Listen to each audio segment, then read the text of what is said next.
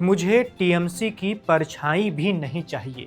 मुझे ममता वाली टीएमसी से बिल्कुल दूर रहना है। ऐसा कहना है सायोनी घोष का। वही सायोनी घोष जो 1.5-2 महीने पहले तक ममता बनर्जी की बेहद खास मानी जाती थी, अभिषेक बनर्जी की बेहद अच्छी दोस्त मानी जाती थी, टीएमसी की कद्दावर नेता मानी जाती थी और बीजेपी की धुर विरोधी मानी जाती थी। वही सायोनी घोष आज एक नए दल में चली गई हैं। एक ऐसा दल जिसका नामो निशान पिछले 7 दिन से पहले किसी ने सुना नहीं था। उस दल में सायोनी घोष और टीएमसी के 20 बागी सांसद अब पहुंच चुके हैं। सायोनी घोष ने ऐसा कब कहा, क्यों कहा, इसके पीछे की क्या वजह रही, सब कुछ आपको बताते हैं। दरअसल हुआ क्या कि पश्चिम बंगाल में विधानसभा चुनाव के परिणाम आते हैं, बीजेपी को 200 से ज्यादा सीटें मिलती हैं, 15 साल पुरानी ममता बनर्जी की सत्ता चली जाती है, सरकार गिर जाती है। उसके बाद टीएमसी में मस्ती है भगदड़। 28 लोकसभा के सांसदों में से 20 सांसद बागी हो जाते हैं। वो दिल्ली पहुंचते हैं। काकोली घोष दस्तीदार वो इन सांसदों का नेतृत्व करती हैं। भूपेंद्र यादव जो बीजेपी के बंगाल के प्रभारी हैं, उनके घर पर बैठक होती है, कई बार बैठक होती है और आखिरी जो बैठक होती है उस बैठक में सायोनी घोष भी पहुंचती हैं। आखिरी बैठक में ये पूछा जाता है कि आखिर अब करना क्या है।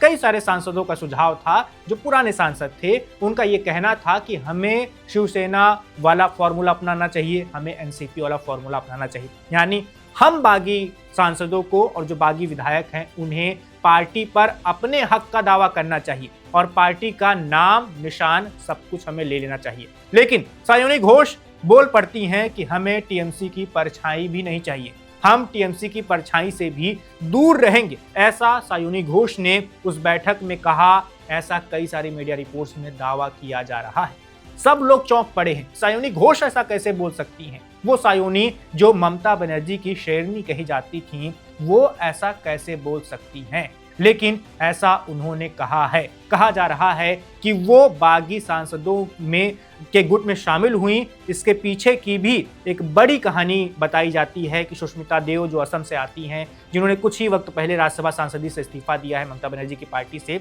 उन्होंने सायोनी को मनाया था कि आप टीएमसी छोड़ दो, क्योंकि टीएमसी छोड़ने से ही आपके लिए भला होगा और आपके क्षेत्र के लोगों के लिए भी वही भले वाली बात होगी। और सायोनी फिर टीएमसी से पीछा छुड़वाना शुरू कर देती हैं और उन्होंने मीटिंग में कह दिया कि हमें टीएमसी की परछाई भी नहीं चाहिए। उनके अलावा तमाम और सांसदों की भी राय थी कि हमें टीएमसी नाम से ही दूर रहना चाहिए, हमें किसी नए नाम वाले दल में चलना चाहिए, जो कि हकीकत में हो भी गया। बता दें कि टीएमसी अभी 3 टुकड़ों में बटी हुई थी। एक गुट था सांसदों का, 20 सांसदों का। एक गुट है 58 से 60 विधायकों का, जिसका नेतृत्व कर रहे हैं ऋतुव्रता बनर्जी, वो एक गुट है। और एक तीसरा गुट है जो मूल पार्टी रही थी, जो बहुत छोटा ही गुट बचा है, गिनती के 2-4 सांसद बचे हैं और कुछ विधायक बचे हैं। इस गुट की मुखिया और सर्वे सर्वा ममता बनर्जी हैं। ये गुट कितना और बचा रहेगा, कितने और सांसद टूटेंगे, कितने और विधायक जाएंगे, इसके बारे में कुछ भी कह पाना अभी संभव नहीं है, क्योंकि पश्चिम बंगाल में जिस तरह से